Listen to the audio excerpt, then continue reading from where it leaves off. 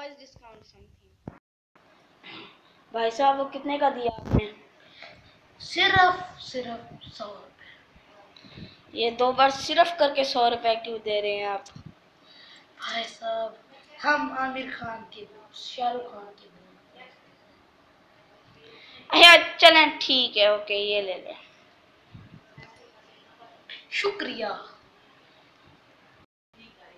How girl take discount from a salesman.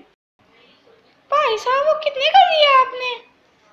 बहन जी सिर्फ 100 रुपए, वो भी आपके लिए। 100 रुपये रख के जूते मारूंगी। कितने का देना है फाइनल प्राइस? भाई बहन जी आप बोले तो 50 रुपए। 50 रुपए? तुम्हें खैर है 50 रुपए का दे रहे हो? बहन जी 20 रुपए बस। 20 रुपए भी दी? खैर है तुम्हें? बहन जी 15 रुपए आखिरी।